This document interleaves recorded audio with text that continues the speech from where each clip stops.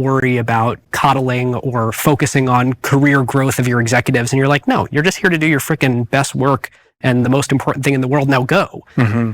A, is that correct? And B, is there something special about NVIDIA that enables that? I don't think it's something special about NVIDIA. I think that we had the courage to build a system like this. NVIDIA is not built like a military. It's not built like the armed forces, where you have generals and colonels. We're not set up like that.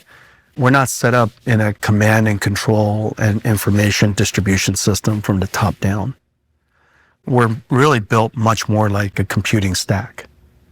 And a computing stack, the lowest layer is our architecture, and then there's our chip, and then there's our software, and on top of it, there are all these different modules, and each one of these layers of modules are people. And so the architecture of the company, to me, is a computer with a computing stack with people managing different parts of the system.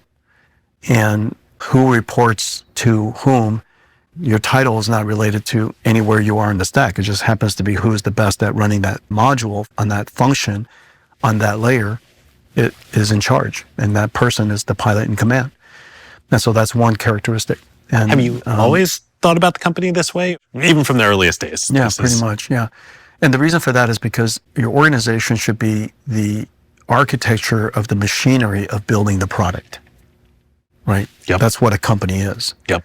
And yet, everybody's company look exactly the same, but they all build different things. How does that make any sense? Do you see what I'm saying? Yeah. How you make fried chicken versus how you flip burgers versus how you make, Chinese fried rice is different. And so why would the process be exactly the same? And so it's not sensible to me that if you look at the org charts of most companies, it all kind of looks like this. And then you have one group that's for a business, and you have another for another business, you have another for another business, and they're all kind of supposedly autonomous. And so none of that stuff makes any sense to me. It just depends on what is it that we're trying to build, and what is the architecture of the company that best suits to go build it. So that's number one. In terms of information system and how do you enable collaboration, we kind of wired up like a neural network. And the way that we say is that there's a phrase in the company called mission is the boss. And so we figure out what is the mission, and we go wire up the best skills and the best teams and the best resources to achieve that mission. And it cuts across the entire organization in a way that doesn't make any sense, but it looks like a little bit like a neural network. And when you say mission, do you mean mission like NVIDIA's mission is? Build Hopper. Yeah, okay. So it's not like further accelerated computing. No. It's like we're shipping DGX Cloud.